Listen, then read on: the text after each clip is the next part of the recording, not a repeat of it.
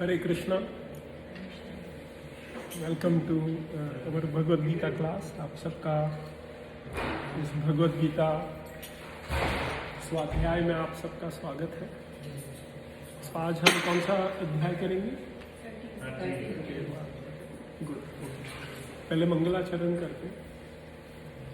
ओम अज्ञानतिमिरन्धस्य ज्ञानाञ्जनशलाकया चक्षुरुन्मिलितं तस्मै श्रीगुरुवे नमः। श्रीचैतन्यमनोभीष्टं स्थापितं येन भूतले स्वयं रूप कदा मह्यं ददाति स्वपदान्तिकं। वन्देऽहं श्रीगुरो श्रीयुतापदकमलं श्रीगुरुवैष्णवांश्च श्रीरूपं साग्रजातं सहगणा रघुनाथान्वितं तं सजीवं साद्वैतं सावधूतं परिजनासहितं कृष्णचैतन्यदेवं श्रीराधाकृष्णपदान् सहगणा ललिता श्रीविशाखान्वितांश्च। हे कृष्ण करुणा सिन्धु दीनबन्धु जगत्पते गोपेश गोपिकान्त राधाकान्त नमोऽस्तुते। तप्तकाञ्चन गौराङ्गी राधे वृन्दावनेश्वरी वृषभानुसुते देवी प्रणमामि हरिप्रिये। वाञ्छाकल्पतरुभ्यश्च कृपा सिन्धुभ्य एव च पतितानां पावनेभ्यो वैष्णवेभ्यो नमो नमः। नमो विष्णुपादाय कृष्णपृष्ठाय भूतले श्रीमते भक्तिवेदान्त स्वामीति नामिने। नमस्ते सारस्वती देवे गौरवाणी प्रचारिणे निर्विशेषा शून्यवादी पाश्चात्यदेशकारिणे। जय श्री कृष्ण चैतन्य प्रभु नित्यानंद श्री अद्वैता गदाधर श्रीवासादि गौरभक्तवृंद। हरे कृष्णा कृष्णा कृष्णा हरे हरे हरे राम राम राम हरे हरे। हरे कृष्ण। हरे कृष्ण।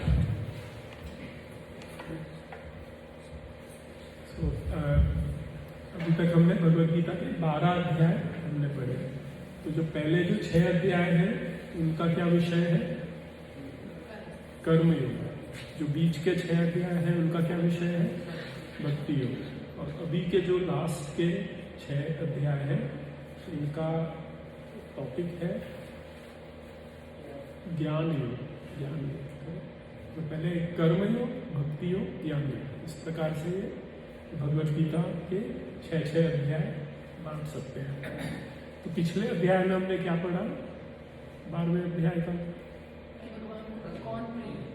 हाँ, भगवान को कौन प्रिय है। तो 3 उसमें सेक्शंस थे, 3 भाग थे। लास्ट का भाग था कि भगवान को कैसे भक्त प्रिय है, वो भक्तों में कौन से गुण होते हैं जो भगवान को आकर्षित करते हैं। और जो पहला भाग था उसमें क्या प्रश्न था अर्जुन का? हाँ, साकार रूप की उपासना करनी चाहिए या निराकार की? तो भगवान क्या कहते हैं? साकार की। निराकार की क्यों कठिन है? हाँ, मन को कंट्रोल करना कठिन। और बीच का जो अध्याय, बीच का जो भाग था, जो 5 श्लोक थे, उनका क्या थीम था? हाँ, भगवान कहते हैं कि मुझ पे मन लगाओ। मन नहीं लगा सकते हो तो अभ्यास कीजिए, अभ्यास नहीं कर सकते हैं तो कर्म कीजिए, कर्म नहीं कर सकते हैं तो कर्म त्याग कीजिए, कर्म फल त्याग कीजिए। ठीक है, आसक्ति छोड़िए। तो इस प्रकार भगवान ने 12वां अध्याय बड़ा ही सरल है। अभी मैं आपको एक प्रश्न पूछता हूँ कि कौन से अध्याय में जो हमने किए हैं 1 से 12वें अध्याय में, कौन से अध्याय में अर्जुन 6 प्रश्न पूछते हैं?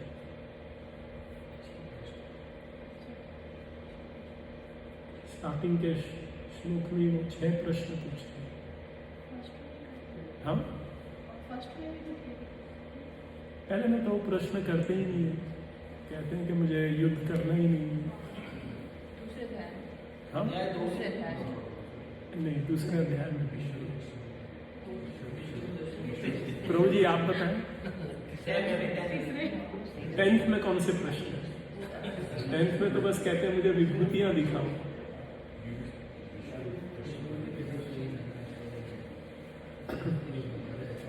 ये ऐसे तो आप सब फेल हो जाएंगे। ये तो टीचर को भी दोष लगेगा ना। सो 8वें अध्याय में भगवान अर्जुन 6 प्रश्न पूछते हैं कि अधियज्ञ, अधिभूत, अधिदेव, प्रयाण काले क्या सोचना चाहिए कि जैसे 6 प्रश्न पूछते हैं। तो ये जो 13वां अध्याय है इसमें भी 6 प्रश्न पूछते हैं। तो ये आपकी एग्जाम में क्वेश्चन डाल सकते हैं कि कौन से 2 अध्याय में अर्जुन स्टार्टिंग में ही 6 प्रश्न पूछ लेते हैं। ठीक है, याद रहेगा आपको? 8 और 13।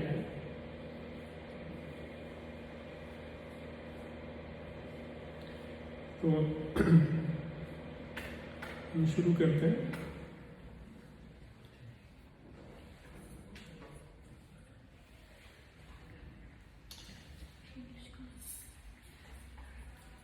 इस अध्याय में अर्जुन 6 प्रश्न पूछते हैं और कृष्ण उनका उत्तर देते हैं। तो पूछते हैं अर्जुन उवाच प्रकृतिं पुरुषं चैव क्षेत्रं क्षेत्रज्ञमेव च एतद्वेदितुमिच्छामि ज्ञानं ज्ञेय च केशव। तो क्या 6 चीजें अर्जुन ने पूछी कि प्रकृति क्या है, पुरुष कौन है, क्षेत्र क्या है, क्षेत्रज्ञ कौन है, और ज्ञान क्या है, ज्ञेयम क्या है, यानी कि ज्ञान का ध्येय क्या है। ठीक है, तो ये अर्जुन के 6 प्रश्न हैं। भगवान कहते हैं, श्री भगवान वाच इदम शरीरम कौन्तेय क्षेत्रम इति अभिधीयते। कि क्षेत्र किसे कहते हैं? इस शरीर को क्षेत्र कहते हैं। क्षेत्र माने एक एरिया, जैसे इंग्लिश में भी समझते हैं। क्षेत्र यानी आप किस क्षेत्र में रहते हैं, पूछते हैं ना, आपकी लोकेलिटी क्या है, कहाँ पे रहते हैं। तो क्षेत्र माने एक पर्टिकुलर एरिया जिसमें कोई रहता है या कोई कार्य किया जाता है। तो वेदों में जब क्षेत्र का उपयोग होता है, क्षेत्र शब्द का, तो शरीर के लिए उपयोग किया जाता है। क्षेत्र माने शरीर, क्योंकि शरीर में क्षेत्रज्ञ रहते हैं। क्षेत्रज्ञ यानी जो क्षेत्र को जानते हैं। ज्ञान यानी ज्ञान योग्य। तो क्षेत्रज्ञ यानी जो क्षेत्र को जानते हैं। क्षेत्र कौन हुआ? शरीर। क्षेत्रज्ञ कौन हुआ? जो शरीर को जानता है। ठीक है, तो भगवान कहते हैं इदम शरीरम कौन्तेय क्षेत्रम इति अभिधीयते एतद् यो वेत्ति तम प्राहुर। इसको जो जानता है क्षेत्रज्ञ इति तद्विद। विद्वान लोग उसे क्षेत्रज्ञ कहते हैं। सिंपल, क्षेत्र शरीर को जानने वाले को क्षेत्रज्ञ कहते हैं। ठीक है, इतना सरल है। तो शरीर को कौन जानता है, क्षेत्र को कौन जानता है, बताओ? आत्मा जानती है, परमात्मा जानते हैं, और कोई जानता है? अच्छा, आपने डॉक्टर नहीं कहा, पैथोलॉजिस्ट नहीं कहा है कि नहीं? कि पोस्टमार्टम करते हैं वो शरीर को जानते हैं? नहीं, ऐसा नहीं। भगवान यहाँ कहते हैं क्षेत्रज्ञम चापि मां विद्धि सर्व क्षेत्रेषु भारत क्षेत्र क्षेत्रज्ञयोर ज्ञानम यत्तद् ज्ञानम मतम भव। तो भगवान ने पहले श्लोक में तो बता दिया कि जो क्षेत्र को जानता है आत्मा, उसे क्षेत्रज्ञ कहते हैं। आत्मा कैसे जानती है शरीर को? उदाहरण बताइए, कैसे जानते हैं शरीर को? आप अपने शरीर को जानते हैं? हाँ, कहीं पे दर्द हो रहा है, भूख लग रही है, आपको कोई भाव आ रहा है, क्रोध आ रहा है, प्रेम आ रहा है, तो ये सब आप पहचान लेते हैं कि नहीं? आप कहते हैं ना सुबह सुबह कि अरे आप तो बहुत अच्छी नींद आई, एकदम अच्छा लग रहा है, या कहते नहीं आप तो मैं थक गया। तो थकान किसे हो रही है? शरीर में हो रही है, पंचभूतों में हो रही है। तो कौन उसे परसीव कौन कर रहा है? आत्मा। तो आत्मा अपने शरीर को जानती है, इसके लिए उसे क्षेत्रज्ञ कहते हैं। आप बोलेंगे डॉक्टर क्यों नहीं? आप डॉक्टर के पास जाइए तो डॉक्टर आपको पहले पूछेगा, क्या पूछता है सबसे पहले? क्या खाया, हाँ, क्या खाया, क्या नहीं खाया, क्या प्रॉब्लम है, क्या प्रॉब्लम है। अगर डॉक्टर आपके शरीर को जानता तो वो पूछता क्या प्रॉब्लम है? नहीं, पहले वो पूछता है कि आप क्षेत्रज्ञ हैं अपने शरीर के, आपने क्या महसूस किया अपने शरीर में, आप अपने शरीर में आपको ऐसा क्या ज्ञान हुआ कि आप मेरे पास चल कर आए? तो आप कहेंगे कि मुझे सिर दुख रहा है, तो फिर डॉक्टर बोलेगा चलो मैं जांच करता हूँ क्यों सिर दुख रहा है, ठीक है। अच्छा, इस क्षेत्र में एक और ज्ञाता है, एक और जन आपके क्षेत्र को जानता है, और वो है क्षेत्रज्ञ च अपि माम विद्धि। भगवान कह रहे हैं कि मैं भी क्षेत्रज्ञ हूँ, मैं भी आपके शरीर के बारे में जानता हूँ। तो हमारे में और भगवान में क्या फर्क है? सर्व क्षेत्रेषु भाग, आप केवल अपने शरीर के बारे में जानते हैं, भगवान सभी के शरीरों के बारे में। जो परमात्मा हमारे हृदय में है वो सबको, सबके बारे में जानते हैं, ठीक है। अभी आपको शायद कोई कष्ट हो रहा होगा तो मुझे नहीं पता चलेगा यहाँ पे बैठे, आपके बाजू में जो व्यक्ति है उनको भी नहीं पता चलेगा, आपको पता चलेगा और परमात्मा को पता चलेगा। और परमात्मा को यहाँ जितने भी लोग बैठे हैं सबके शरीर मन की क्या अवस्था है वो जानते हैं। अगर आप घर पे झगड़ा करके आए हैं तो वो जानते हैं, ठीक है। अगर आपको भूख लग रही है तो वो जानते हैं। अगर आप किसी बात से परेशान हैं या आप खुश हैं, आपकी लॉटरी लग गई है, आप बताना नहीं चाह रहे हैं, लेकिन परमात्मा जानते हैं, सबके बारे में जानते हैं। तो इसके लिए परमात्मा का विशेष स्थान है। मैं अपने शरीर को जानता हूँ, आप अपने शरीर को जानते हैं, लेकिन परमात्मा जो है वो सभी को जानते हैं। तो कितने क्षेत्रज्ञ हुए? तीन। कौन कौन? हाँ, हाँ,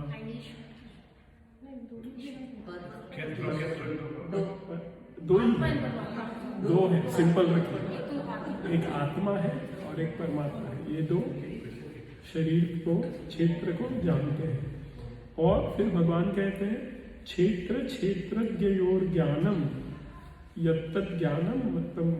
और ज्ञान क्या है? इस क्षेत्र क्षेत्रज्ञ का ज्ञान ही ज्ञान है। अगर आपको ये समझ में आ गया कि क्षेत्र क्या है और क्षेत्रज्ञ कौन है, तो आपको ज्ञान प्राप्त हो गया, ठीक है। ज्ञान ये नहीं है कि आप यूनिवर्सिटी में जाके physics, chemistry, biology, history, geography, math, science ये सब पढ़ें, ये ज्ञान नहीं है। ज्ञान है क्षेत्र और क्षेत्रज्ञ को पहचानना। और ये बहुत गंभीर विषय है, क्योंकि लोग आत्मा और शरीर के बारे में नहीं जानते हैं। हम अपने शरीर के बारे में कितना जानते हैं? बहुत थोड़ा सा जानते हैं। और आत्मा के बारे में तो हम जरा भी नहीं जानते। तो जब वेदों में ब्रह्म सूत्र में पहला श्लोक क्या है? अथातो ब्रह्म जिज्ञासा, कि जो मनुष्य शरीर है ये इसी बात को जानने के लिए हमें जिज्ञासा होनी चाहिए कि ब्रह्म क्या है, आत्मा क्या है, और ये शरीर क्या है, प्रकृति, ठीक है। तो ये जब आप जानेंगे तब आपको पता चलेगा कि इसमें से इम्पोर्टेंट क्या है, क्षेत्र इम्पोर्टेंट है या क्षेत्रज्ञ इम्पोर्टेंट है। तो उसी प्रकार से आप अपना जीवन जिएंगे। अब लोगों को क्या लगता है कि क्षेत्र इम्पोर्टेंट है, घर इम्पोर्टेंट है, तो आप घर को अच्छा सजा के रखिए, और उसमें जो रहने वाले हैं उनको आप खाना नहीं दे रहे या झगड़ा कर रहे हैं तो कष्ट में है, तो वो घर का क्या फायदा। तो इसी प्रकार शरीर को तो आपने अच्छा रुष्ट पुष्ट कर लिया और आत्मा पे ध्यान नहीं है, तो ऐसे शरीर का क्या होता है, समझ में? तो ये जो क्षेत्र क्षेत्रज्ञ का ज्ञान है, भगवान कहते हैं इसी को आप ज्ञान मानो। तो कितने प्रश्नों के आंसर हो गए? 3 प्रश्न भगवान ने समाधान आंसर कर दिए। प्रभु जी, इस श्लोक में लास्ट में ये लाइन में भगवान ऐसा क्यों कह रहे हैं, ऐसा मेरा मत है? तो इसका अर्थ ये है कि जब भगवान कहते हैं ये मेरा मत है, तो वो फाइनल हो गया, उसके ऊपर और कोई मत नहीं चलेगा। क्योंकि कई लोग कह सकते हैं कि नहीं भाई ये क्षेत्र माने मेरा खेत हो गया, मेरा घर हो गया, क्षेत्र ज्ञान मैं इसे जानता हूँ। या कोई कहे कि ज्ञान यानी कि यूनिवर्सिटी में जाके फिलॉसफी पढ़ना या हिस्ट्री पढ़ना ये ज्ञान है। तो अलग अलग मत हो सकते हैं, पर जब कृष्ण कहते हैं कि ये मतम मम, ये मेरा मत है, तो फिर फुल स्टॉप हो गया। तो भगवान स्वयं कह रहे हैं कि ये मेरा मत है, कि यही ज्ञान है, यही क्षेत्रज्ञ है, तो फुल स्टॉप हो गया। फिर उसके आगे कोई दो राय नहीं हो सकती। ठीक, अच्छा। तत्क्षेत्रम यच्च यादृक्च यद्विकारी यतश्चयत् स च यो यत् प्रभावश्च तत्समासेन मे शृणु। तो भगवान कहते हैं कि अब मैं आपको बताऊंगा कि ये क्षेत्र क्या है और यादृक्च ये कैसे उत्पन्न हुआ है, इसमें क्या विकार आते हैं, विकार यानी कि चेंजेस, क्या क्या विकार आते हैं, और यत् प्रभावश्च कहाँ से ये प्रकट हुआ है, और तत्समासेन में शृणु। तो ये भगवान कहते हैं कि मैं ये सब आपको बताऊंगा, इसका ज्ञाता कौन है, इसका प्रभाव क्या है, ये सब मैं आपको बताऊंगा क्षेत्र के बारे में। ठीक है। ऋषिभिर बहुधा गीतम छंदोभिर विविधः पृथक् ब्रह्म सूत्र पदश्चैव हेतु मद्भिर विनिश्चित है। तो ये जो ज्ञान है, ये कई ऋषियों ने, इन्होंने वेदों में इसको लिखकर बता दिया है। तो ये ज्ञान आपको अगर डिटेल में चाहिए तो आप वेदों में देख सकते हैं। और स्पेशली ब्रह्म सूत्र, वेदांत सूत्र में हेतु मद्भिर विनिश्चित है, कॉज एंड इफेक्ट, हेतु और प्रभाव, ये दोनों ब्रह्म सूत्र में भी बताए। मतलब भगवान ने आपको रेफरेंस दे दिए हैं। आप अगर इसको बहुत विस्तार में जानना चाहते हैं तो ऋषियों ने वेदों में भी लिखा है और ब्रह्म सूत्र में भी लिखा है, तो आप उसमें और अधिक जान सकते हैं। अब भगवान बताते हैं महाभूतान्य अहंकारो बुद्धिर्व्यक्तम एव च इंद्रियाणि दशैकम च पंचचेंद्रिय गोचर। ये शरीर किसका बना है, ये भगवान ने बताया है। पंच महाभूत, कौन से महाभूत है? आकाश, अग्नि। तो ये 5 तत्वों से शरीर बना है। ये स्थूल शरीर है। सूक्ष्म शरीर किससे बना है? अहंकार और बुद्धि से। और उसमें शरीर में क्या है? इंद्रिय है, दशैक इंद्रिय। कौन कौन सी इंद्रियां हैं? ज्ञान इंद्रिय और कर्म इंद्रिय। 5 ज्ञान इंद्रिय है, आँख, कान, नाक, जीवा और चमड़ी। और 5 कर्म इंद्रिय। कौन सी कर्म इंद्रियां हैं? हाथ, पैर, जीभ और हमारे जनांग और गुदास्थान। ये जो है, ये हो गए हमारे 10 इंद्रियां। ठीक है। पंचचेंद्रिय गोचर, ये इंद्रियों के जो ऑब्जेक्ट्स हैं, जैसे आँख के लिए क्या ऑब्जेक्ट हो गया? देखना। और नाक के लिए सूंघना। वैसे ये जो 5 इनके ऑब्जेक्ट्स हैं, ये पंच इंद्रिय गोचर। तो ये सब मिला के क्षेत्र की उत्पत्ति हो जाती है। ठीक है। अच्छा, इसके विकार कौन कौन से हैं? विकार यानी इनमें क्या क्या चेंजेस आते हैं। सबसे पहले इच्छा। क्षेत्र में क्या होता है? आपको इच्छा होती है, शरीर में इच्छा आती है, मन में इच्छा आती है कि चलो आज गीता क्लास अटेंड करेंगे, है कि नहीं? तो इच्छा होती है। द्वेष, जलन होती है, सुख दुख होता है। और संघातश्च चेतना धृति। धृति यानी दृढ़ विश्वास, और चेतना यानी कि हमारा कॉन्शियसनेस या जीवन, तो ये सब इस क्षेत्र में प्रकट होता है। संघात के मतलब हाँ, संघात संघात यानी एग्रीगेट, ये सब जब मिलता है तो चेतना। तो प्रभुपाद में देखिए यहाँ पे लिखा है द एग्रीगेट, ये सब का मिलन, इससे क्षेत्र प्रकट। ठीक है, अच्छा, अभी ये जो 8 से 12 श्लोक है, ये जो 5 श्लोक है, ये भगवान ने पहले कहा था ज्ञान यानी क्षेत्र, क्षेत्रज्ञ को जानना ज्ञान है। अब भगवान ने यहाँ पे और भी एक चीज कहा है कि ये जो भी मैं 5 श्लोकों में बताऊंगा ये भी ज्ञान है। एतद् ज्ञानम इति प्रोक्तम ज्ञानम यत्तद् अन्यथा। अब ये जो 5 श्लोकों में बताया है ये ज्ञान है, इसके अलावा सभी कुछ अज्ञान है। ठीक है, तो भगवान ने ज्ञान 2 जगह बताया है, 8 से 12 में, और क्षेत्र, क्षेत्रज्ञ को जानना भी ज्ञान है। ठीक है, तो क्या क्या ज्ञान, ज्ञान किसे कहते हैं? अमानित्वम, अदम्भित्वम, अहिंसा, शांति, आर्जवम। ज्ञान ये नहीं है कि आप स्कूल में जाके ABCD पढ़ लिया या 1 2 3 4 पढ़ लिया या आपको कोई क्वालिफिकेशन मिल गई, बैचलर्स या मास्टर्स, ये ज्ञान नहीं है। तो ये समझना बहुत ज़रूरी है।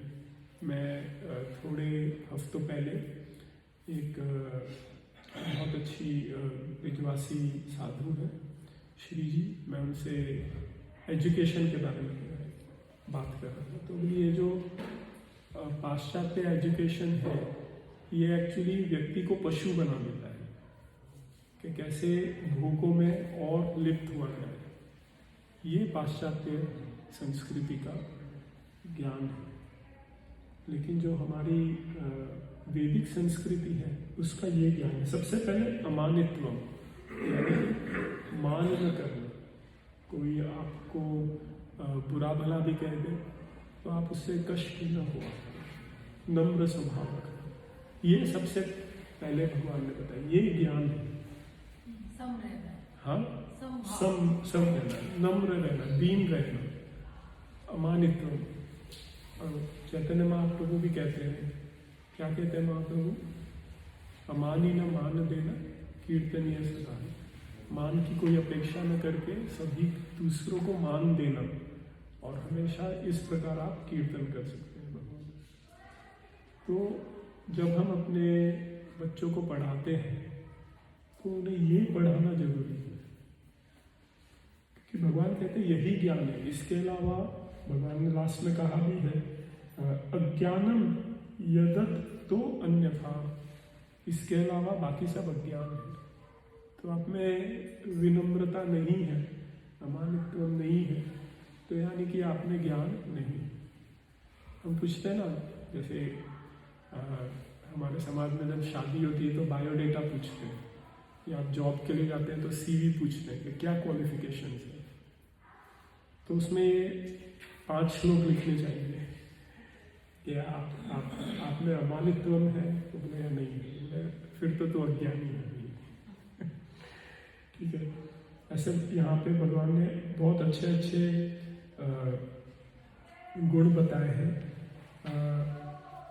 अदम्भित्व यानी कि दम्भ न करना, गर्व न करना, अहिंसा और शांति, आर्जवम, आर्जवम यानी सरलता, कोई कपटपन नहीं है उसमें, सरल स्वभाव।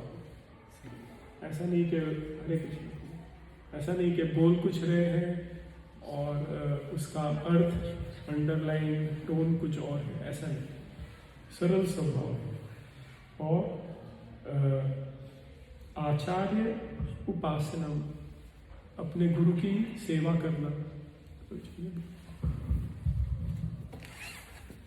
हरे कृष्ण, गुरु की सेवा करना, इसको ज्ञान कहते हैं। ठीक है, अभी मैं आपको बताता हूँ एक उदाहरण। बरसाना में पहले मैं वहाँ पे आई कैंप लगता था, इस्कॉन का एक हॉस्पिटल है, भक्ति वेदांत हॉस्पिटल, उनके द्वारा वहाँ पे हर साल अभी भी लगता है। अब तो मैं नहीं जा पाता, तो पहले मैं जाता था। तो वहाँ पे बहुत बूढ़े बूढ़े ब्रिजवासी आते हैं, साधु आते हैं जिनको मोतियाबिंद हो गया है, तो कैंप में उनका मोतियाबिंद निकालते हैं, लेंस बिठाते हैं, फिर उन्हें दवा वगैरह देकर इस प्रकार इलाज करते हैं। तो मैं वार्ड में रहता था, वहाँ पे जब ऑपरेशन हो जाता था तो फिर मरीजों की सेवा करते थे। तो वहाँ पे एक अभी भी मुझे याद है, एक नेपाल से एक साधु थे जो अपने एक शिष्य के साथ ब्रज में आ गए थे और ब्रजवास करते थे। तो बहुत बूढ़े हो गए थे, तो ऑपरेशन के लिए आए थे। तो उनका ये जो शिष्य था ये ज़्यादा से ज़्यादा 20-22 साल का होगा, तो वो अपने गुरु की प्रॉपर सेवा करता था। जैसे ऑपरेशन हो गया है तो दिख नहीं रहा है उन्हें, तो टॉयलेट ले जाना, उनको नहलाना, अच्छा उनको प्रसाद देना, उनके पास बैठना, मालिश करना। तो मैंने देखा उनको, तो मैं बहुत प्रभावित हुआ कि अरे वाह, गुरु की इतनी अच्छी उपासना कर रहे हैं। अच्छा, जब गुरु सो जाते थे तो फिर ये जो साधु था, शिष्य था, ये फिर बाकी ब्रिजवासियों की सेवा करते। जैसे गुरु को प्रसाद पहले खिला दिया, फिर दूसरी पंगत बैठ रही है तो वो उसमें फिर दूसरे ब्रिजवासियों को भी सेवा करना। तो मुझे बहुत अच्छा लगा। तो मैंने उससे पूछा कि ना कहाँ से हो और यहाँ ब्रज में कैसे। तो उसने बताया मैं नेपाल से हूँ, और वो उसे ना जरा भी पढ़ना लिखना नहीं आता। तो मैं बोला फिर गुरु के चक्कर में कैसे पढ़ेंगे? तो बोले ये गुरुजी हमारे ही गांव के हैं, तो ये जब ब्रज आ रहे थे तो मैं भी आ गया उनके साथ में, और अब पूरे दिन उनकी सेवा करता हूँ, और थोड़ा जब समय मिलता है तो ब्रिजवासियों की सेवा करता हूँ या माला जब करता हूँ। तो मैं बोला अच्छा, कितने सालों से? कई सालों से। तो बाद में मेरे एक मित्र है नरहरि प्रभु, मैं उनके साथ डिस्कस कर रहा था कि हमारे से ज़्यादा ज्ञान तो इससे है, क्योंकि ये भक्ति भी कर रहा है, गुरु उपासना भी कर रहा है, ब्रज सेवा भी कर रहा है। तो भले ही इसको लिखना पढ़ना नहीं आता हो, क नहीं आता हो, 1 2 3 नहीं आता हो, लेकिन इसने अपना जीवन सफल कर लिया। तो यहाँ पे भगवान ये कह रहे हैं कि आचार्य उपासनम, अपने गुरु की सेवा करना ये ज्ञान है। और यहाँ पे मैं आया लीड्स में एक बार यूनिवर्सिटी में एक लेक्चर था, तो प्रोफेसर आए तो मैं तो खड़ा हो गया। हमारी ये बोलते ना संस्कार है, टीचर आए तो खड़े हो जाओ। अच्छा, बाकी लोग नहीं खड़े हुए, तो टीचर को भी थोड़ा अटपटा लगा, मैं क्यों खड़ा हो गया। अच्छा, किसी ने अपने पैर है ना कुर्सी पे रख रखे हैं, तो उन्हें कोई फर्क ही नहीं पड़ रहा है। तो वो अज्ञान है। भले ही एक संसार की एक बहुत अच्छी यूनिवर्सिटी है, लीड्स यूनिवर्सिटी, उसमें लोग पढ़ रहे हैं, मेडिसिन पढ़ रहे हैं, साइकाइट्री पढ़ रहे हैं, लेकिन अज्ञानी है, क्योंकि उन्हें आचार्य उपासना नहीं पता है। ठीक है, तो ये आचार्य उपासना, शौचम, साफ सफाई रखना ज्ञान है। बोलो, मतलब भगवान ने किस प्रकार ज्ञान की व्याख्या की कि साफ सफाई रखना, अगर कोई व्यक्ति साफ सफाई रखता है तो वो ज्ञानी है। ठीक है, तो इस प्रकार आप इसे पढ़िए। जन्म मृत्यु जरा व्याधि दुख दोषानुदर्शनम। जन्म मृत्यु बुढ़ापा बीमारी ये जीवन के दुख है, ये जानना भी ज्ञान है। जैसे इसके लिए तो बहुत फेमस है गौतम बुद्ध के, जब वो राजकुमार थे तो उनके पिताजी ने उनको दुनिया के कष्टों से दूर रखा, लेकिन एक दिन उन्होंने देख लिया जन्म मृत्यु जरा व्याधि, चारों चीजें देख ली, तो तुरंत उनको लगा कि अरे यही जीवन है, इतना कष्ट है, तो मैं इस कष्ट का निवारण ढूंढूंगा। तो उसे ज्ञान कहते हैं। अच्छा, मैं तो डॉक्टर हूँ, हॉस्पिटल में देखता हूँ इतना कष्ट है, लेकिन कभी ये ज्ञान नहीं होता कि चलो इसका निवारण किया जाए कुछ। लेकिन तो डॉक्टर होते हुए, पेशेंट्स को देखते हुए मैं अज्ञानी हूँ, और यहाँ गौतम बुद्ध ने एक बार देखा जन्म मृत्यु जरा व्याधि, तो बोले नहीं चलो इसका निवारण करेंगे, तो उसे ज्ञान, ये समझना है ज्ञान किसे कहते हैं।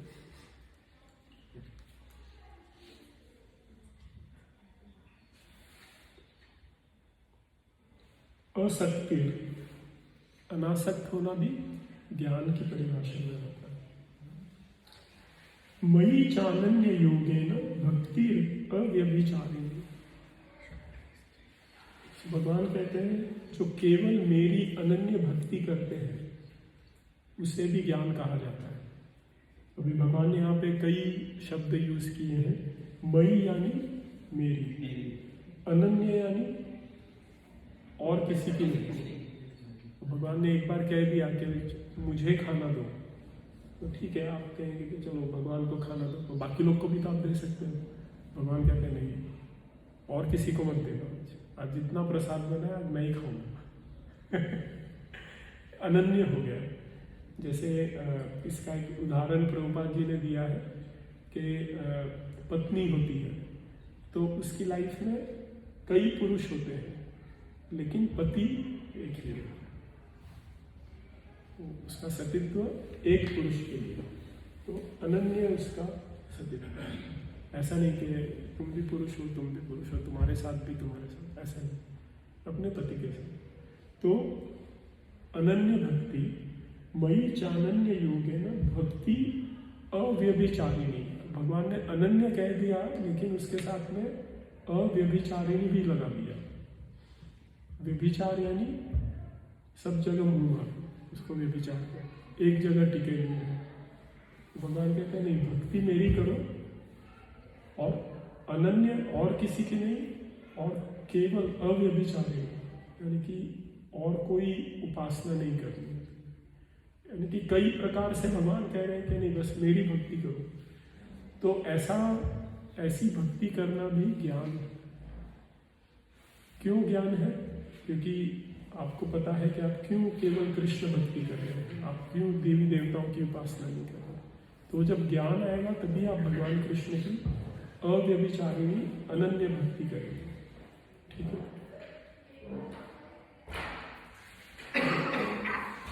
अच्छा, अभी ये देखो उसके बाद में भगवान ने लिखा है विविक्त देश, यानी कि किसी एक स्थान से आसक्ति न रखना। आज यहाँ बैठे यहाँ पे आनंद है, कल कहीं और बैठ गए वहाँ पे आनंद है। षट गोस्वामियों के बारे में कहा गया है कि वो एक पेड़ के नीचे 3 रात के ऊपर नहीं रुकते थे, है कि नहीं? एक रात के ऊपर नहीं रुकते थे, हर दिन अलग अलग जगह से। तो उसे कहते हैं विविक्त देश, स्थान से न चिपकना। अभी कई लोग कहते हैं कि नहीं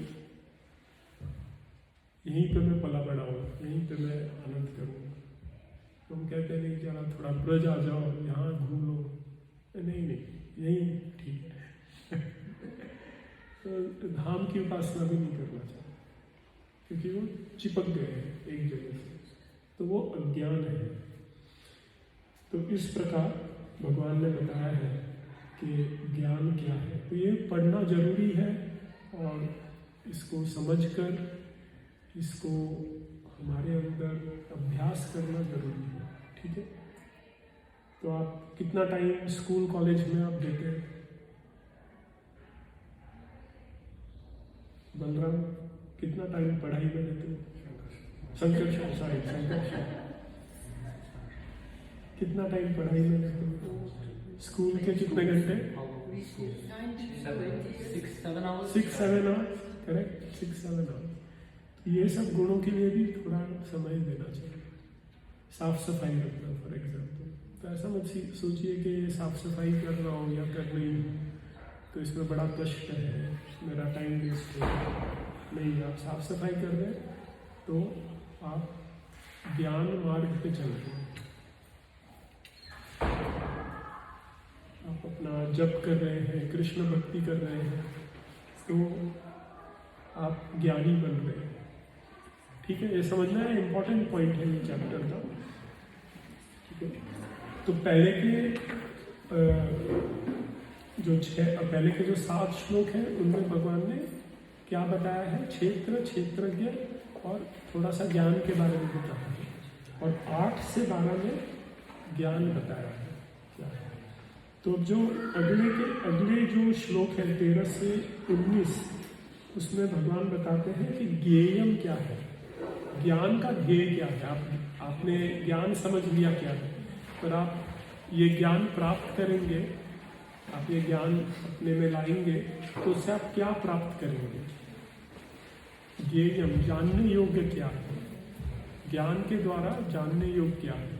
जैसे आपने anatomy, physiology, biochemistry, pathology, pharmacy, medicine, surgery, gynaecology, ये सब आपने विषय पढ़े, तो इसका ज्ञेय क्या है कि आप मनुष्य शरीर को जानें, है ना। तो वो उसके छोटे छोटे हिस्से हैं, तो वो पढ़ के और आपका ध्येय है कि हम मनुष्य शरीर को जानें, ठीक है। तो इसी प्रकार ये सब ज्ञान आप इकट्ठा करेंगे, और इसका ज्ञेयम कौन है, इसका ज्ञेयम यानी जानने योग्य। तो जानने योग्य तो उन्होंने बताया ना, ये ज्ञान है, तो वही तो ये ज्ञान है, ये ज्ञान का ध्येय क्या है, मतलब इसका मतलब सारांश, हाँ, निष्कर्ष।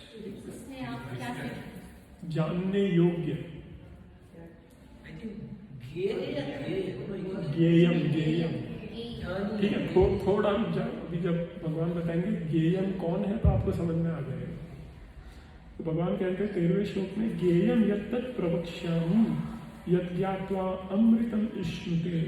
अब मैं आपको ज्ञेय बताऊंगा जिसे जानकर आपको अमृत प्राप्त हो जाएगा, यानी आप जन्म मृत्यु से परे हो जाएंगे। अनादिम परम ब्रह्म न सत तन्ना सदुच्यते। तो भगवान कहते हैं कि ज्ञेयम कौन है, ब्रह्म। ब्रह्म, आप ब्रह्म को जानना चाहते हैं, इसके लिए आप ज्ञान इकट्ठा करेंगे। तो ये सब आप अनादित्वम, अमानित्वम, ये सब आप जब करेंगे तो आप उस ज्ञान से आप ब्रह्म को जान लेंगे।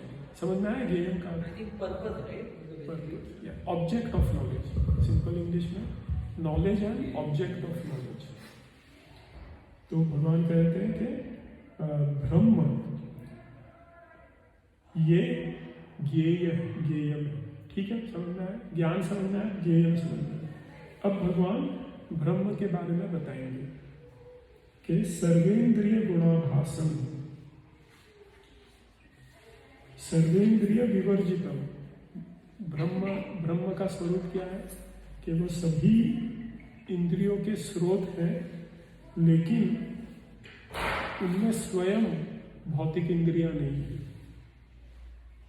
ठीक है। वो आप सबके शरीर को जानते हैं, हमने पहले ही डिस्कस कर दिया, क्षेत्रज्ञ है वो, सबके शरीर को जानते हैं, लेकिन स्वयं उनकी भौतिक इंद्रियां नहीं है। और असक्तम, उनकी किसी में आसक्ति है। सर्वभृच्चैव निर्गुणम गुण भोक्तृ च, और जितने भी गुण हैं, सतोगुण, तमोगुण और रजोगुण, उससे वो परे हैं, और वो सबके मालिक भी हैं, ठीक है। तो ये भगवान जो है ये ज्ञेयम है। तो ये भगवान के बारे में ये सब बताया गया है। बहिरंतश्च भूतानां अचरम चरम एव च, और भगवान कैसे हैं, सभी के अंदर बाहर है, वो चर अचर जो भी है सबके अंदर है। सूक्ष्मत्वात् तद विज्ञेयम दूरस्थम चांत के चयत। हमारी भौतिक इंद्रियों से हम भगवान को नहीं जान सकते, ठीक है। वो सबसे बहुत दूर है, लेकिन सबके नजदीक भी है, क्योंकि जो ब्रह्म है, भगवान है, वो सर्वव्यापक है, ठीक है। तो इस प्रकार भगवान बताते हैं, अविभक्तम च भूतेषु विभक्तम इव च स्थितम भूतभृत च तद्ज्ञेयम ग्रसिष्णु प्रभु विष्णु च, कि सबको सबका पालन भी करते हैं, सबको जन्म भी देते हैं, और सबका विनाश भी करते हैं। परमात्मा और ब्रह्मा एक ही है। हाँ, यहाँ पे ये जो सेक्शन है, इसमें भगवान कृष्ण ने ब्रह्म परमात्मा भगवान इसमें विश्लेषण नहीं किया। He has used them synonymously, ठीक है।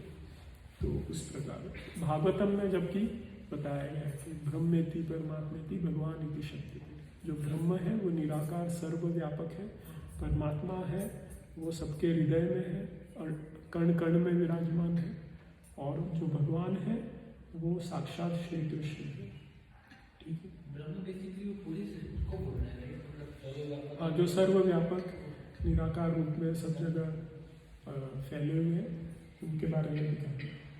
ज्योतिषाम अपि तद ज्योतिष तमसः परम उच्यते ज्ञानम ज्ञेयम ज्ञान गम्यम हृदि सर्वस्य विष्टितम। और भगवान यहाँ पे कह रहे हैं कि वही जो ब्रह्म है, भगवान है, परमात्मा है, यही ज्ञान भी है, ज्ञेयम भी है और ज्ञान गम्य भी है। तो ये श्लोक इस तरह के श्लोक को करते हैं जो ब्रह्म की फिर यहाँ पे डाउट आ जाता है। तो उनसे कहिए कि थोड़ा रुक जाइए, आप पहले 12वां अध्याय पढ़ लीजिए कि ब्रह्म उपासना श्रेष्ठ है कि साकार उपासना श्रेष्ठ है, ठीक है। तो जैसे हमें भौतिक जो हमारा मन है उसमें हमें लगता है कि मैं यहाँ बैठा हूँ तो मैं कहीं और नहीं हो सकता हूँ, लेकिन अध्यात्म में ऐसा नहीं है। भगवान सर्वव्यापक है, वो एक जगह गोलोक में भी रह सकते हैं और पूरी प्रकृति में वो कण कण में भी रह सकते हैं, इसमें उनके लिए कोई मुश्किल वाली बात नहीं है, ठीक है।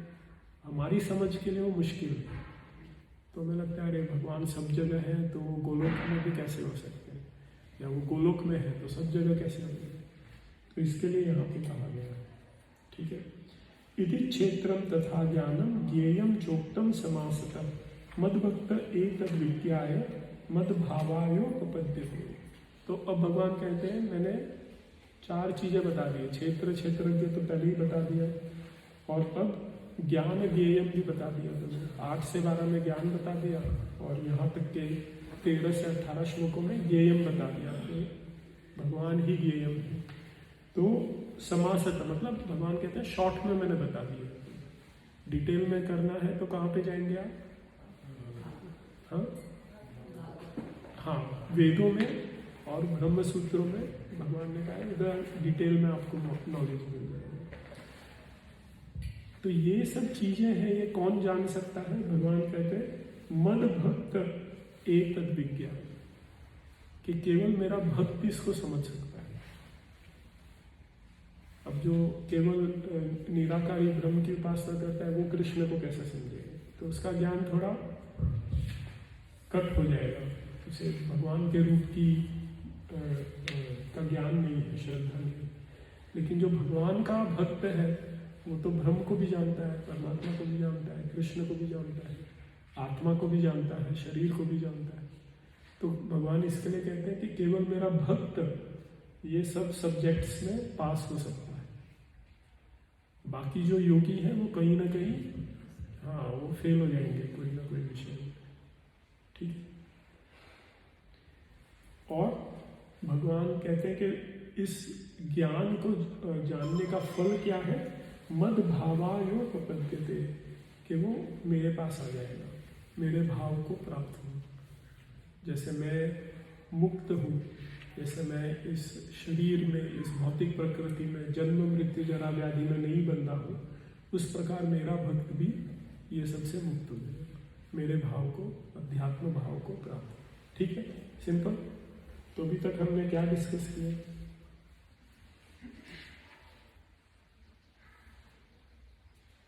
अर्जुन ने 6 प्रश्न पूछे। कौन कौन से प्रश्न पूछे? क्षेत्र, ज्ञेय, प्रकृति और पुरुष, ये उन्होंने पूछे। फिर भगवान ने क्षेत्र क्षेत्रज्ञ बता दिया पहले के श्लोकों में।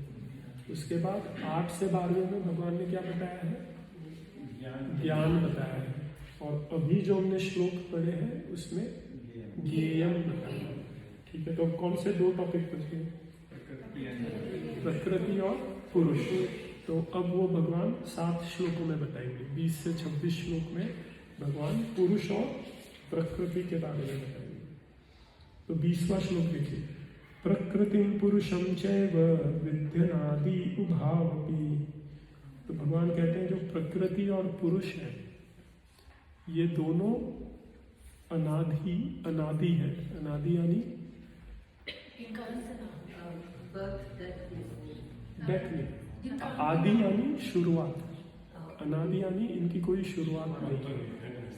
हाँ, ये मतलब बिगिनिंगलेस। आप ये नहीं कह सकते कि 14 अप्रैल 2024 को इनका जन्म हुआ, ऐसा नहीं कह सकते। आप ऐसा नहीं कह सकते कि 2,500,000 साल पहले ये प्रकट हुआ। तो प्रकृति और पुरुष दोनों ही अनादि है। प्रकृति माने ये जो भौतिक प्रकृति है वो देख रहे हैं, पुरुष यानी जो कौन भोग रहा है प्रकृति को, आत्मा परमात्मा दोनों को ही हम पुरुष मान सकते हैं। भगवान आगे बताएंगे। तो आप सब ये तो जानते हैं, दूसरे अध्याय में हमने समझ लिया है कि आत्मा अनादि है, आत्मा का कोई जन्म नहीं होता है, ठीक है ना, जन्म होता है ना उसकी मृत्यु होती है। प्रकृति किस प्रकार अनादि हो गई, भौतिक प्रकृति किस प्रकार अनादि है? क्योंकि प्रकृति का तो हम देखते हैं प्रकट होती है, थोड़ी टाइम रुकती है, फिर उसका विनाश भी होता है। तो भगवान यहाँ क्यों कह रहे हैं कि प्रकृति पुरुषम चैव विद्यनादि उभावपि। उभाव मतलब दोनों जो है ये अनादि है। किस प्रकार प्रकृति अनादि है? आपके पास सवेरा आएगा ही आएगा। हाँ, करेक्ट करेक्ट, साइकिल चलता है। हाँ करेक्ट। तो ये प्रकृति का ये प्रकट होती है, रुकती है, फिर विनाश होता है, फिर प्रकट होती है, ये चलता रहता है इसका साइकिल। और आत्मा को तो बताया गया पहले कि वो इटर्नल है, हमेशा से।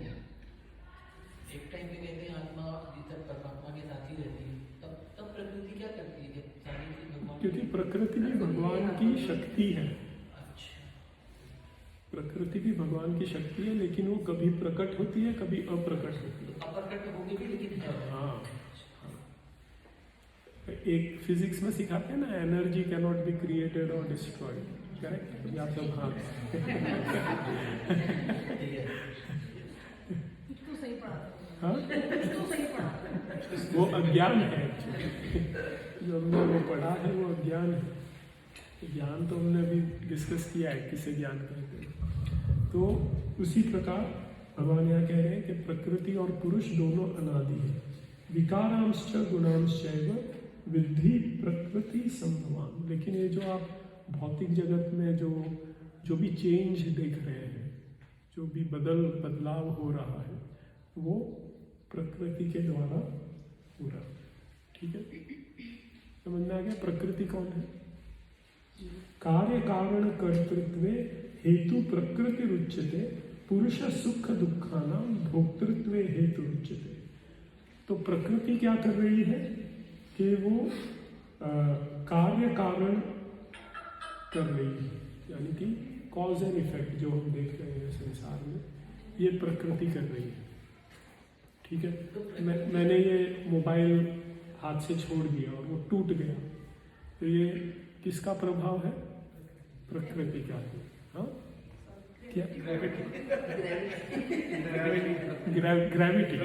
वो प्रकृति है। हाँ, प्रकृति है। तो ये प्रकृति का, लेकिन मेरा मोबाइल टूट गया और उसका मुझे दुख हुआ, ये किस वजह से हुआ है? पुरुष की वजह से।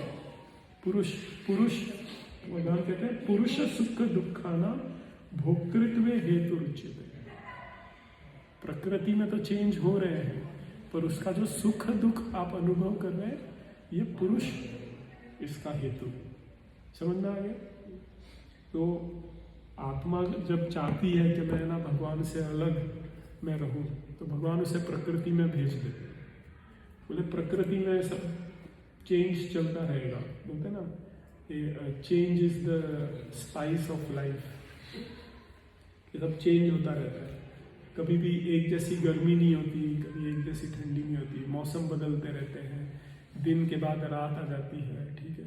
तो प्रकृति का स्वभाव है बदलते रहना। और पुरुष वो देखता है, आत्मा देखती है कि ये बदलाव है, तो कोई बदलाव उसे अच्छा लगता है। अभी जैसे मैंने आपको एक प्लेट दी प्रसादम की, तो आपके सामने बदलाव आ गया, तो आपको अच्छा लग रहा है। उसके बाद मैंने आपको बिल दे दिया तो करेक्ट प्रभु जी? तो प्रकृति में जो चल रहा है, प्रकृति में तो चल रहा है, बदलाव चल रहे हैं, उसको सुख दुख कौन अनुभव कर रहा है? पुरुष। समझ में आया ये पक्की बात? ऐसा नहीं है कि प्रकृति अनुभव कर रही है, प्रकृति में तो चेतना नहीं है, चेतना तो पुरुष में है, तो पुरुष अनुभव कर रहा है। प्रकृति अगर दुर्गा जी को ही कहते हैं तो फिर वो मतलब चेतना नहीं है, ये उनकी अधिष्ठाता है। अच्छा, वो उनकी हाँ, मतलब वो उनके कंट्रोल में है। शी मतलब इज नॉट प्रकृति, ऐसा बोला जाता है कि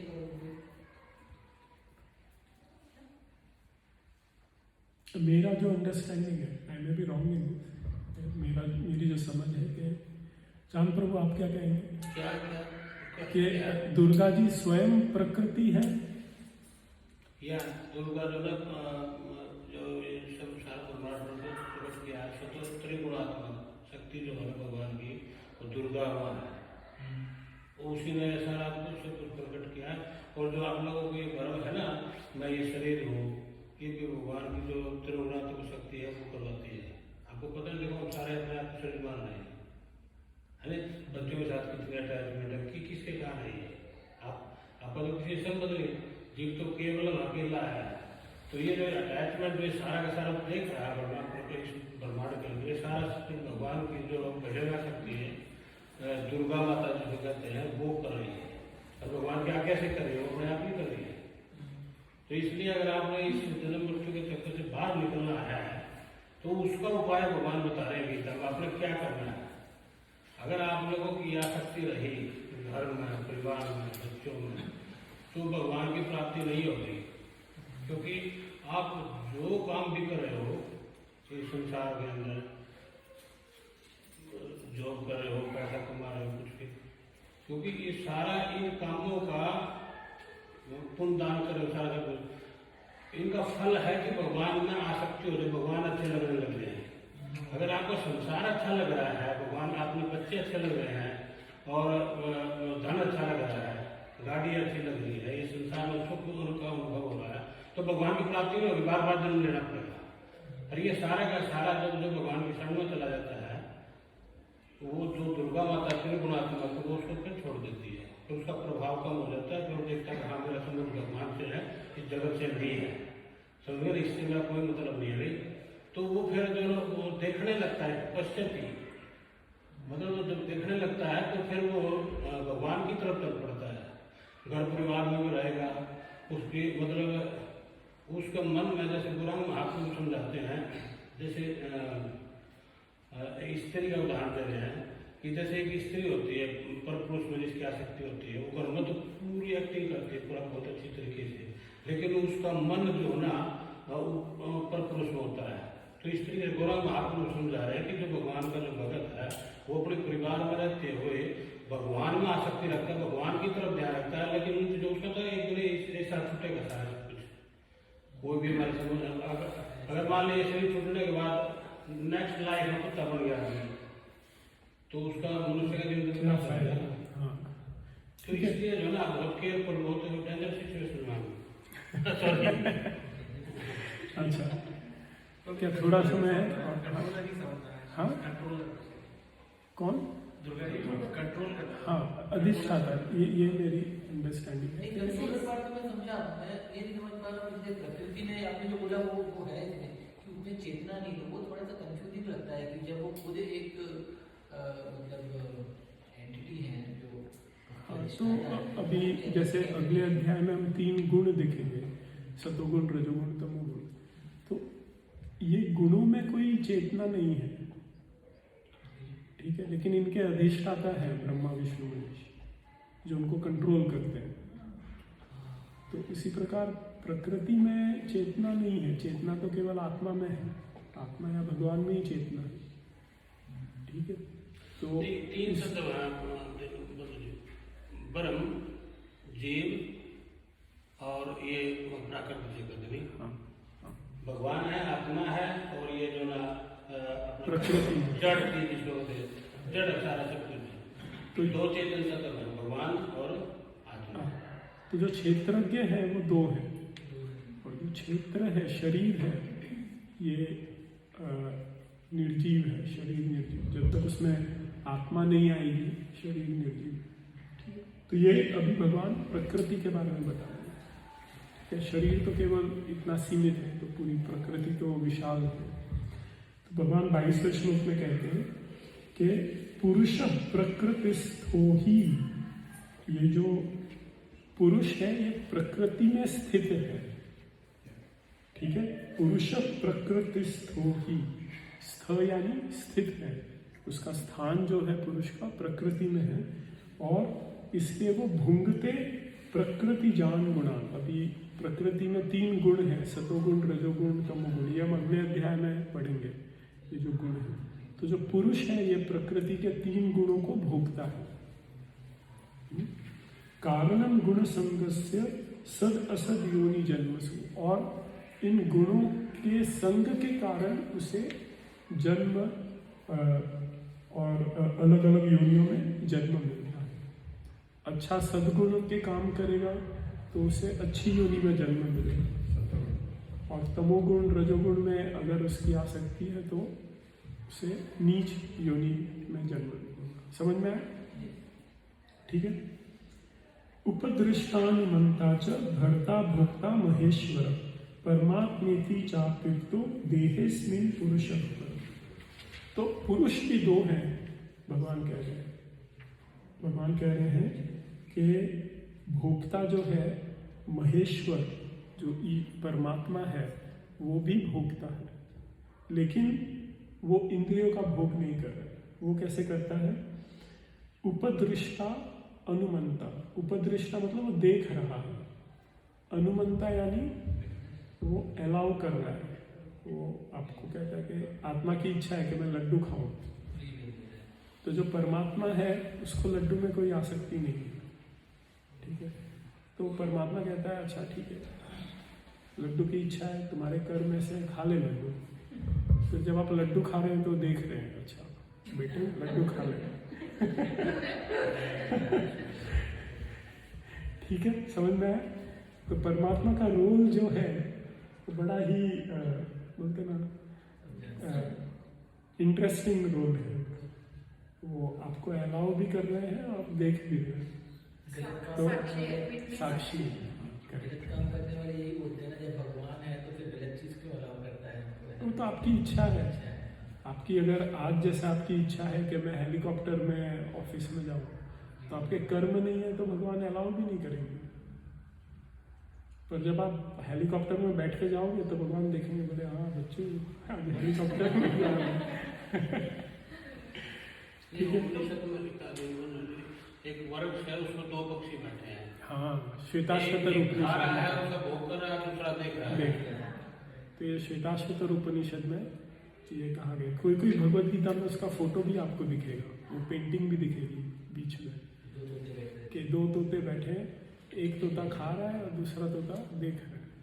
तो इसी प्रकार जो परमात्मा है वो बैठ के आनंद ले रहे हैं कि देखो ये आत्मा क्या क्या कर रही है, पर वो खुद उसमें आसक्त नहीं। परमात्मेति चाप्युक्तो देहेस्मिन्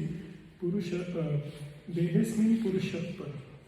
तो भगवान भी भोगता है लेकिन इंद्रियों का भोग नहीं कर रहे हैं।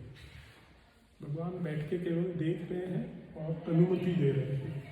यह एवं वेत्ति पुरुषम प्रकृतिम च गुणैः सह सर्वथा वर्तमानोपि न स भूयो विजायते। तो ये अगर आप जान लेते हैं कि प्रकृति, पुरुष और ये जो 3 गुण हैं वो अगले चैप्टर में हम डिस्कस करेंगे। तो अगर आप ये 3 जान लेते हैं तो भले ही आपकी कोई भी परिस्थिति हो, सर्वथा वर्तमानों की, आप किसी भी प्रकार की परिस्थिति में हो, अच्छी परिस्थिति, दुख परिस्थिति, अच्छी योनि में है, बुरी योनि में है, जहाँ पे भी हो, पर अगर आपको ये ज्ञान है पुरुष, प्रकृति और गुण का, तो न सब भूयो भी जाएंगे, आपको फिर से जन्म नहीं लेना पड़ेगा। ठीक है, तो ये ज्ञान का महत्व है। ज्ञान का उद्देश्य है कि हम जन्म मृत्यु जरा व्याधि से निकल जाए। तो ये भगवान कह रहे हैं कि प्रकृति, पुरुष और गुण जानने से आपको फिर जन्म नहीं लेना पड़ेगा। समझ में आया? ठीक है। ध्यानेनात्मनि पश्यन्ति केचित् आत्मनमात्मना अन्ये सांख्येन योगेन कर्म योगेन चापर। तो इस परमात्मा को लोग कैसे जानते हैं? कोई ध्यान से जानता है, कोई अपने मन में जानता है, कोई सांख्य योग से जानता है और कोई कर्म योग से जानता है। तो इस प्रकार लोग परमात्मा की खोज करते हैं। अन्ये त्वेवम अजानन्त श्रुत्वान्येभ्य उपासते तेपि चापि तरन्तेव मृत्युम श्रुति परायण। अच्छा, कई लोग ऐसे हैं जो परमात्मा को नहीं जानते लेकिन सुनते हैं। वो किसी कथा में जाते हैं या किसी साधु से, किसी भक्त से वो सुनते हैं कि आत्मा है, पुरुष है, प्रकृति है, परमात्मा है। तो श्रुति परायण, सुनने से, श्रुत्वा नेभ्य, केवल सुनने मात्र से उनको भगवान में आसक्ति हो जाती है और वो भी तरन्तेव मृत्युम श्रुति परायण, और वो भी मृत्यु से पार पाए केवल सुनने मात्र से। ये वाला श्लोक भक्ति योग के लिए, इसके पहले वाला जो आपने बताया 23 उसमें ज्ञान से, हाँ, उसमें ज्ञान, कर्म, सांख्य योग और ध्यान, ये सब बताया। हाँ, ये किसी को केवल श्रद्धा है, कोई सिंपल है, जैसे मैंने आपको वो शिष्य का एग्जाम्पल दिया था, उसको गुरु में श्रद्धा है, गुरु कहते हैं ये कर, वो कर, वो जब कर रहा है, माला कर रहा है, ब्रज सेवा कर रहा है, ब्रजवासी की सेवा कर रहा है, तो उसको लगता है कि बस यही करने से मेरा जीवन सफल है, तो उसको बाकी किसी चीज़ में इंटरेस्ट ही नहीं है। तो श्रुति परायण है, ये सुनने से ही वो मृत्यु को पार पाता है। और इसके बाद भगवान कहते हैं यावत् संजायते किंचित सत्वम स्थावर जंगमम क्षेत्र क्षेत्र के संयोगा तद्विद्धि भरतर्षभ। तो भगवान कहते हैं कि संसार में आप जो भी देख रहे हो अर्जुन, वो केवल क्षेत्र क्षेत्रज्ञ के संयोग से ही चल रहा है। ठीक है, समझ में आया कि जो भी आप स्थावर जंगम है, जो भी चल रहा है, नहीं चल रहा है, वो केवल क्षेत्र क्षेत्रज्ञ के कॉम्बिनेशन से। शरीर में जब आत्मा परमात्मा आते हैं तो उससे यह संसार चलता है।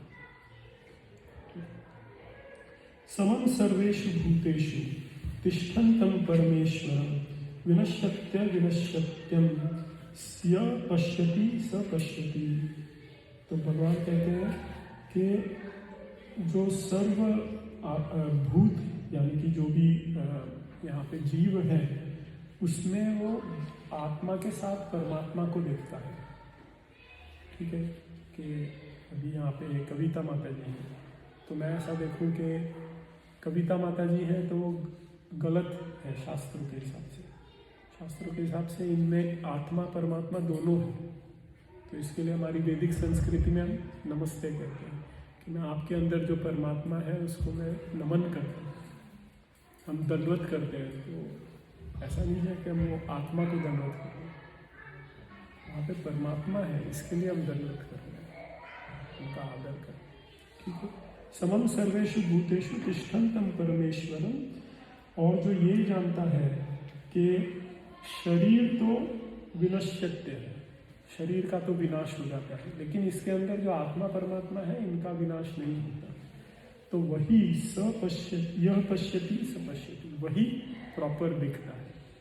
बाकी लोग तो ऊपर ऊपर से देख रहे हैं, बाकी लोग तो पुरुष है, स्त्री है, काला है, गोरा है, जवान है, बूढ़ा है, बच्चा है, अंग्रेज इमेज है भारतीय, ये सब देख रहे हैं, हिंदू मुस्लिम है ये देख रहे हैं, लेकिन जिसे सही वास्तविक ज्ञान है क्षेत्र क्षेत्रज्ञ का, पुरुष प्रकृति का, ज्ञान ज्ञेयम का, वो बराबर समझ गए कि नहीं ये क्षेत्र है, इसके अंदर दो क्षेत्रज्ञ बैठे हैं, तो वो प्रॉपर देखा। समझ में?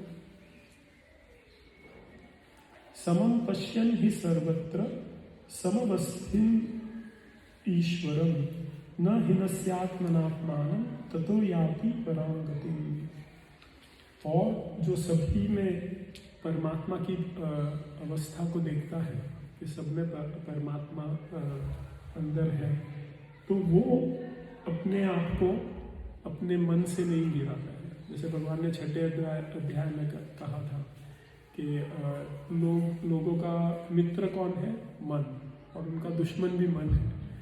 मन में ऐसी इच्छा आती है कि व्यक्ति अपने आप को ऊंचा भी उठा सकता है, नीचे भी गिरा सकता है, पर जो ये जानता है कि सभी में परमात्मा है, तो फिर वो कैसे कोई पाप करेगा?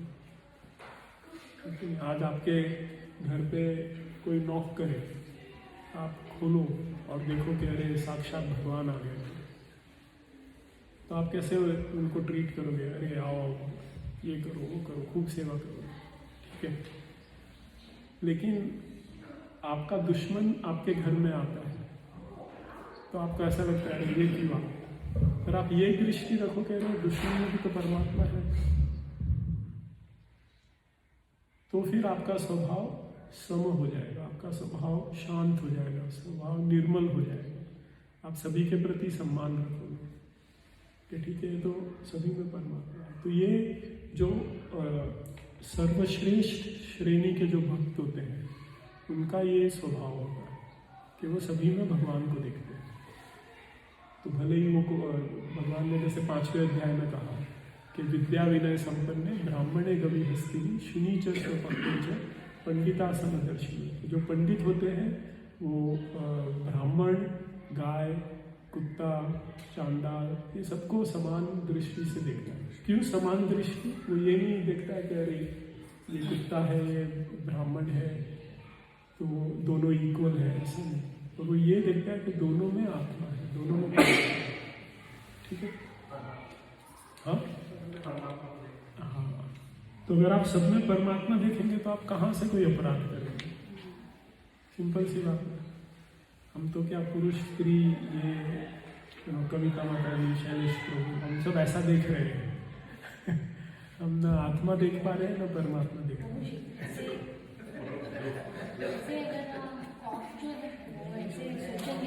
हाँ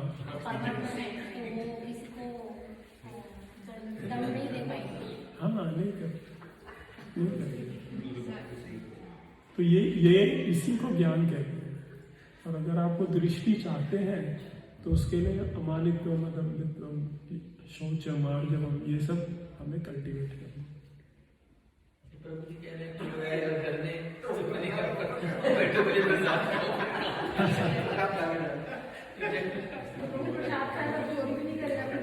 अच्छा चलो थोड़ा आगे चलते हैं। ये ना दृष्टि बताई गई है, ये जो श्लोक है, लास्ट के श्लोक, इसमें ना एक जो ज्ञानी है, जो भक्त है, उसकी दृष्टि बताई है कि वो किस प्रकार संसार को देखता है। जब आपको ये ज्ञान प्राप्त हो जाएगा, क्षेत्र क्षेत्रज्ञ, ज्ञान ज्ञेयम, पुरुष प्रकृति का, तो आपकी दृष्टि कैसी होगी, वो इन श्लोकों में बताया गया। प्रकृतेव च कर्माणि क्रियमाणानि सर्वशः न पश्यति तथात्मानं अकर्तारं स पश्यति। तो फिर आप देखेंगे कि अरे कर्म कौन कर रहा है? शरीर कर रहा है, प्रकृति कर रही है, गुण कर रहे हैं कर्म। तो फिर आप किसको दोष करेंगे? प्रकृति कंफ्यूजन हो रहा है कि कौन करता है वो कार्य? शरीर करता है, आत्मा करता है? आत्मा अगर नहीं करता तो शरीर तो निर्जीव है ना, उसमें तो कुछ हो नहीं रहता। हाँ, करता कौन है? तो आपको है ना 3रा, 4था, 5वां अध्याय फिर से पढ़ना पड़ेगा। अहंकार विमूढ़ आत्मा कर्ता हम इति मन्यते। जो ये समझता है कि आत्मा कर्म करती है वो विमूढ़ है, ठीक ठीक है, ये जो कर्म है ये प्रकृति के गुणों के द्वारा हो रहे हैं। अभी एक एग्जांपल देता हूँ, ये कंसेप्ट समझना इंपॉर्टेंट है। जैसे आप प्लेन में बैठ गए तो आपकी स्पीड क्या रही? मैं कहूँगा कि अतुल प्रभु 600 मील प्रति घंटा की रफ्तार से जा रहे हैं। अच्छा, अतुल प्रभु जा रहे हैं कि प्लेन जा रहे हैं? प्लेन जा रहे हैं। अतुल प्रभु तो बैठे हैं वो दौड़ भाग नहीं कर रहे हैं, लेकिन प्लेन जा रहा है तो आप प्लेन में बैठो, इसके लिए आपकी स्पीड भी बढ़ेगी। ठीक है, तो उसी प्रकार ये जो हमें गुण मिले हैं, प्रकृति के जो 3 गुण हैं, जो कॉम्बिनेशन हमें मिला है, वो गुण आत्मा के प्रभाव से वो चल रहे हैं, लेकिन आत्मा करता नहीं है। इसमें श्लोक में बोला मनुष्य करता है, ये मनुष्य किसको कहते हैं? शरीर जीव कहाँ पे लिखा है मनुष्य? श्लोक में लिखा है ना, जो यह देखता है आत्मा कुछ भी नहीं करती। तात्पर्य में लिखा है, तात्पर्य में लिखा है यह शरीर मनुष्य को जिससे वह इच्छा अनुसार कार्य करता है, पूर्ति के लिए मनुष्य को पूर्ति के लिए शरीर मिलता है, जिससे वह इच्छा अनुसार कार्य करता है। फिर से पढ़ी। ये एक सेकेंड, ये इसमें लिखा है लेकिन आत्मा इन शारीरिक कार्य से डर रहता है। हाँ, यह शरीर मनुष्य को पूर्व इच्छाओं के अनुसार प्राप्त होता है। हाँ। इच्छाओं की पूर्ति के लिए शरीर मिलता है, जिससे वह, तो ये वह शायद शरीर को ही कह रहा है, ये मनुष्य को कह रहा है, जिससे वह इच्छा अनुसार ही कार्य करता है। तो ये वह मतलब ये तो प्रकृति के गुण चल रहे हैं, हम उससे आइडेंटिफाई कर रहे हैं, इसके लिए हमें लग रहा है हम काम कर रहे हैं। जैसे मैंने उदाहरण दिया, आपको नीचे से कोई देखेगा तो लगेगा अरे अतुल प्रभु इतनी रफ्तार से जा रहे हैं, पर आपको पता है कि आप वो रफ्तार से नहीं जा रहे, आप तो शांति से बैठे हो, प्लेन वो रफ्तार से चल रहे। लेकिन प्रभु जी आत्मा को भोगतना पड़ता है ना फिर। आत्मा कैसे दिखतेगी? मतलब नहीं प्रभु अभी आपने जैसे बताया, हमारे हम- बॉडी ने कुछ किया तो हमने हम कुछ किया। आइडेंटिफाई करते हैं, हम उसके साथ अपने आप को जोड़ते हैं। इसके लिए आत्मा को अब ऐसा लगता है कि आत्मा को कष्ट हो रहा है। आत्मा को कैसे कष्ट होगा? आत्मा तो सच्चिदानंद है। पर जब आत्मा अपने आप को सोचती है कि नहीं, मैं शरीर हूँ, अहंकारवश, जैसे प्रभु जी ने कहा कि भौतिक प्रकृति का क्या उसकी ड्यूटी है कि वो हमें विमोहित कर देती है। हमें लगता है कि नहीं, मैं शरीर हूँ। तो जब हमें दुख होता है तो वो शरीर को होता है। हाँ, अभी हमने डिस्कस किया ना। प्रभु जी शुरू में तो नहीं, हमने बताया ना, एक मिनट।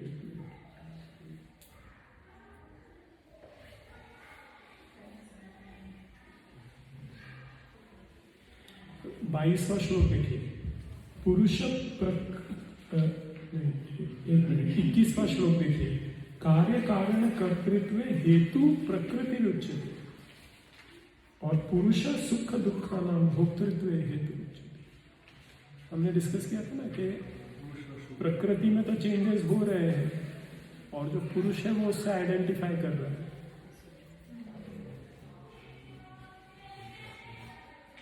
ठीक है माता जी?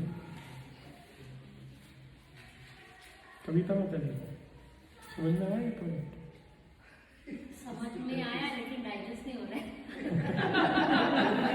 प्रभु जी शुरू क्योंकि में आपने बोला था ना, जब हम होते हैं तो हम अंदर से कितना दुख होता है किसी चीज से, हाँ, तो वो शरीर को होता है मतलब, क्योंकि हमारा मन दुखी है, मन इंद्रिय है, वो दुखी है, लेकिन आत्मा नहीं है। तो दुख किसे होता है? दुख आत्मा को होता है। मन को होता है, वो आत्मा को नहीं होता है। प्रभु जी, एक संत नामदेव का एक स्टोरी है, उसमें उनको ना पाँव को एक कुत्ता काटता है, तो संत नामदेव बोले तो आपको मालूम नहीं होता, वो बड़े दिल होते हैं। तो कुत्ता काटने के बाद उनको कुछ नहीं होता, वो चलते रहते हैं। तो दूसरा आदमी बोलता है कि आपको कुत्ता काटा है, तो वो बोलते हैं कि मेरा पाँव और कुत्ता देख लेगा, मुझे उसमें कुछ फर्क नहीं। तो ऐसा होता है। तो हमारी जो शरीर में आसक्ति है ना, इसके लिए हमें कष्ट होता है। अभी आपको मैं एक एग्जांपल देता हूँ। आप आपने कोट पहन के रखा है, तो आप तो कोट नहीं है, ठीक है, पर कोई आपका कोट काट देगा तो आपको दुख होगा। क्यों दुख होगा? क्योंकि वो आपको लगता है मेरा है, तो उसको आप एक कदम आगे बढ़ाइए। आत्मा शरीर में बैठा है, तो शरीर को कुछ होता है तो आत्मा को लगता है मुझे काटा गया। लेकिन अगर कोई मनुष्य मर्डर करता है तो उसको और एक जन्म मिलेगा उसका ये कर्म की वजह से, तो उसमें आत्मा भी उसके साथ। हाँ, क्योंकि आत्मा अटैच है ना शरीर से, उसको आसक्ति है। बोल रही थी कि आत्मा को भुगतना पड़ता है, नहीं, क्योंकि वो तो भुगतना नहीं परमात्मा पड़ता। के पास, मतलब ईश्वर के भुगतना पास नहीं जा ही नहीं पड़ता। पाता। आत्मा को नहीं भुगतना पड़ता। जो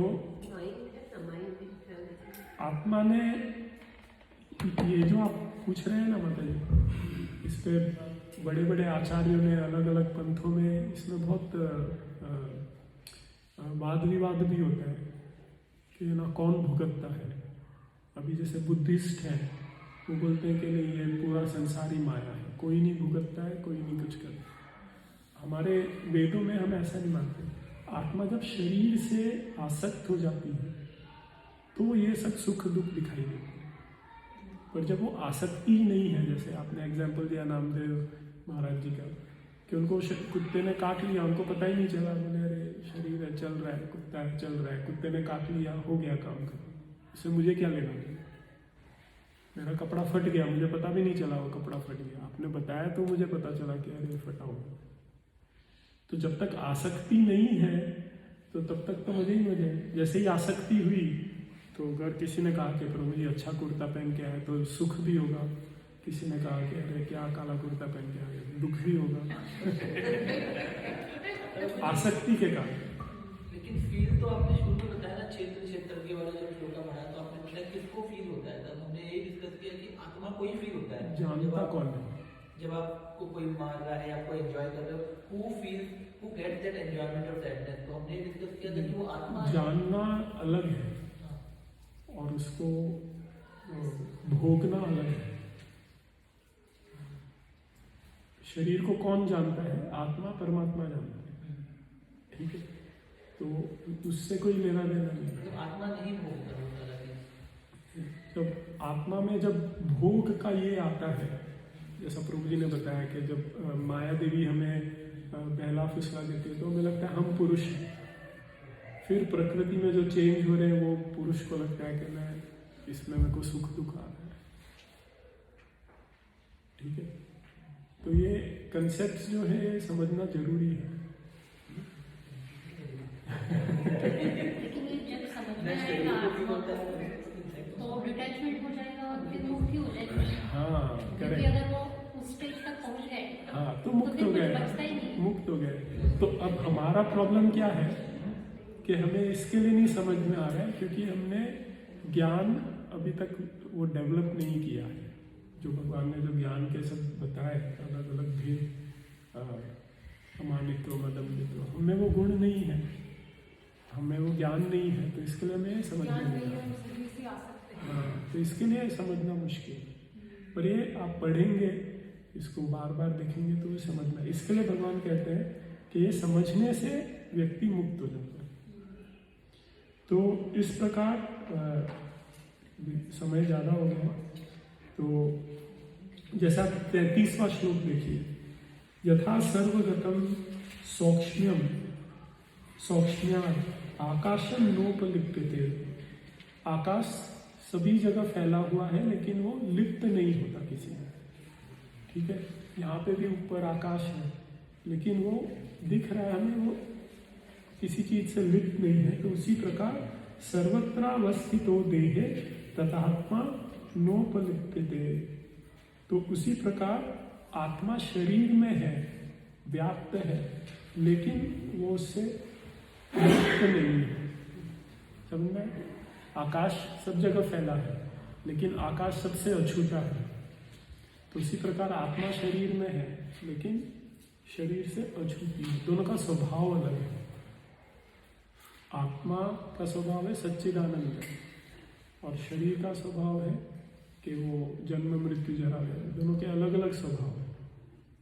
तो वो ऐसा लग रहा है कि मिले हुए हैं, लेकिन वो दोनों अलग अलग चीजें हैं। फिर कहा गया है यथा प्रकाशत्येक कृत्स्नम लोकम इमं रवि क्षेत्रम क्षेत्री तथा कृत्स्नम प्रकाशयति भारत।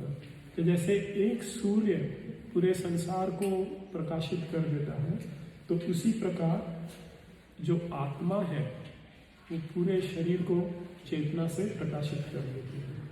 फिर भगवान कहते हैं क्षेत्र क्षेत्रज्ञयोरेवं अंतरम ज्ञान चक्षुषा भूत प्रकृति मोक्षम च ये विदुर्यान्ति केवलम।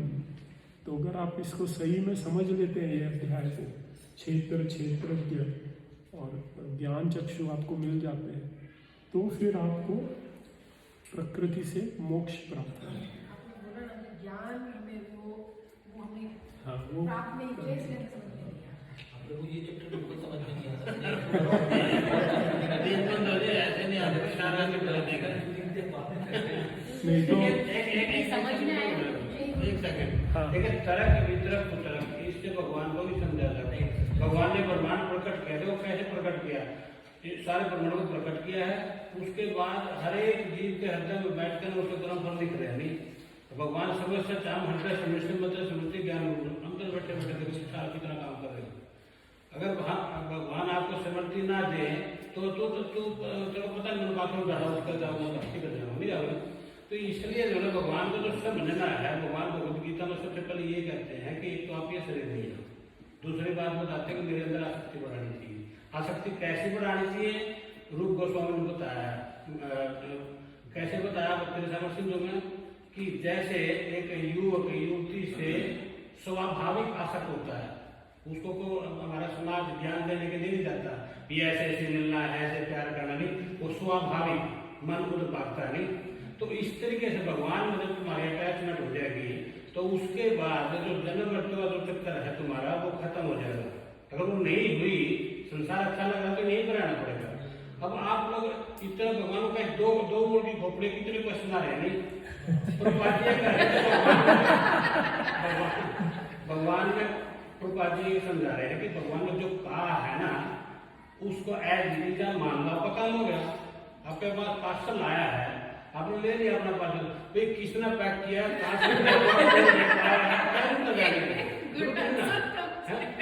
तो इसलिए जो ना सबसे मेन चीज है जो भगवान ने कहा है, तो भगवान ने जो कहा है ना वो एब्सोल्यूट ट्रूथ है।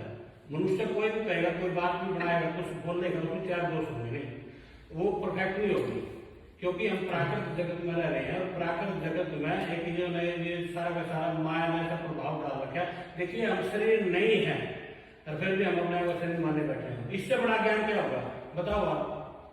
तो ये जो अध्याय है कि ये जो अध्याय आएंगे जैसे तो इसलिए जो भगवान ने जो कहा ना उसको मान लो। पुरुष प्रकृति योग है, अगले में प्रकृति के 3 गुण हैं, फिर दैवी आसुरी स्वभाव, ये सब भगवान इसके लिए बता रहे हैं कि हमें समझना है कि हम आत्मा है, हम शरीर नहीं है, हम प्रकृति नहीं है। तो आत्मा का जब हम स्वभाव समझेंगे कि मैं आत्मा हूं, तो आत्मा का स्वभाव क्या है? भगवान की सेवा करना, भक्ति करना। तो हम उस प्रकार शुद्ध भक्ति कर पाएंगे। अभी तो क्या हो रहा है कि हमें बस एक थियोरेटिकल नॉलेज है, पर वो हम प्रैक्टिकल नहीं समझ पा रहे कि किस प्रकार आत्मा कर्म नहीं करती है, ये हम नहीं समझ पा रहे।